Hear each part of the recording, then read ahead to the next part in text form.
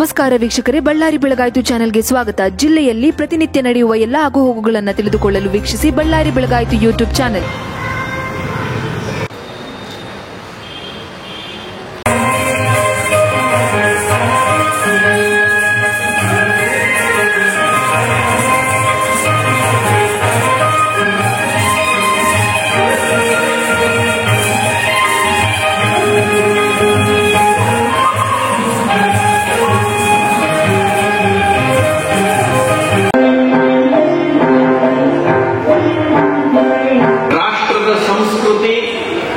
ರಾಷ್ಟ್ರದ ಅಸ್ಮಿತೆ, ರಾಷ್ಟ್ರದ ಸ್ವಾಭಿಮಾನದ ಪ್ರತೀಕವಾದಂತಹ ಶ್ರೀರಾಮ ಮಂದಿರದ ಪ್ರಾಣ ಪ್ರತಿಷ್ಠಾಪನೆ ಕಾರ್ಯ ನಿನ್ನೆ ನಡೆಯಿತು. ಈ ಒಂದು ಸಂಭ್ರಮವನ್ನ ಅನೇಕರು ಅನೇಕ ತರ ಹಂಚಿಕೊಳ್ತಾ ಇದ್ದಾರೆ. ಬಳ್ಳಾರಿ ಒಳಗಡೆ ರಂಗತೋರಣ ಇದನ್ನ ಶ್ರೀರಾಮನ ಕುರಿತಾದಂತಹ ನಾಟಕಗಳನ್ನ ಮಾಡುವುದರ ಮೂಲಕ ಇದನ್ನ ಆಚರಿಸಿಕೊಳ್ತಾ ಇದೆ. ತುಂಬಾ ಅರ್ಥಪೂರ್ಣವಾಗಿ ಆಚರಿಸಿಕೊಳ್ತಾ ಇದೆ. ರಾಮನ ಜೀವನದಲ್ಲಿನ ಕೆಲವೊಂದು ಆದರ್ಶಗಳನ್ನ ಇಲ್ಲಿ ತಮ್ಮೆದುರುಗಡೆ ಬಿಚ್ಚಿಡುವಂತಹ ಜವಾಬ್ದಾರಿಯನ್ನ ನನಗೆ ಸಂಘಟಕರು ಕೊಟ್ಟಿದ್ದಾರೆ. ರಾಮನ ಆದರ್ಶಗಳ ಬಗ್ಗೆ ಮಾತನಾಡಬೇಕು ಅಂತಂದ್ರೆ, ಸೂರ್ಯನಿಗೆ ಒಂದು ಟಾರ್ಚ್ ಹಿಡಿದಂಗೆ ನಮ್ಗೆಲ್ಲರಿಗೂ ಗೊತ್ತದೆ. ಯಾಕಂದ್ರೆ ರಾಮನ ಬಗ್ಗೆ ವಾಲ್ಮೀಕಿಗಳು ಏನ್ ಹೇಳ್ತಾರೆ ಅಂತಂದ್ರೆ, ರಾಮೋ ವಿಗ್ರಹವಾನ್ ಧರ್ಮ. ರಾಮ ಅಂದ್ರೆ ಧರ್ಮ. ರಾಮ ಅಂತಂದ್ರೆ ಅದೊಂದು ಆದರ್ಶ. ರಾಮ ಜೀವನದಲ್ಲಿ ಉಪದೇಶವನ್ನ ಮಾಡ್ತಾ ಹೋಗಲಿಲ್ಲ. ರಾಮ ತನ್ನ ಜೀವನದಲ್ಲಿ ತನ್ನ ಕರ್ತವ್ಯವನ್ನ ಮಾಡ್ತಾ ಹೋದ. ಅದು ಅನೇಕರಿಗೆ ಅನುಸರಣೀಯವಾಯಿತು. ರಾಮ ಅಂತಂದ್ರೆ ಅದೊಂದು ಶುಭ. ವಾಲ್ಮೀಕಿಗಳೇ ಹೇಳುವ ಹಾಗೆ ರಾಮ ಅಂತಂದ್ರೆ ಅದೊಂದು ಸ್ವಯಂ ರಾಷ್ಟ್ರ.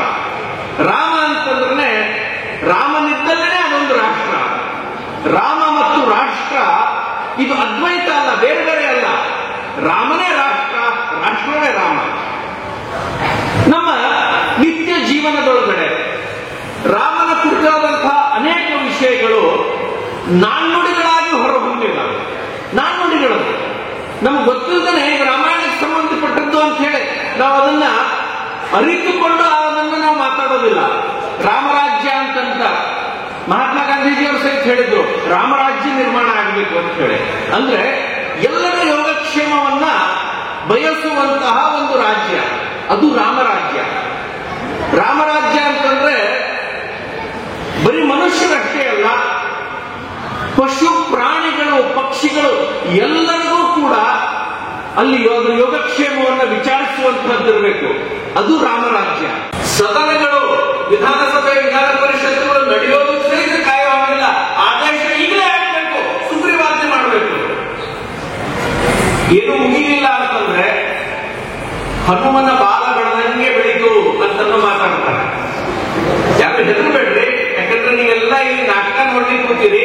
ನಾನು ಮಾತಾಡೋದು ಹನುಮನ ಬಾಲದಂಗೆ ಬೆಳೆಯೋದಿಲ್ಲ. ಆ ಅಭಯ ನಾನು ಕೊಡ್ತೀನಿ.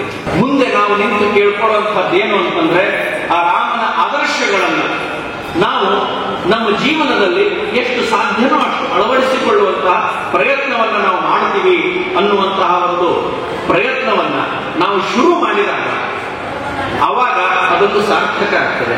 ಅದಕ್ಕೆ ನಿನ್ನೆಯದು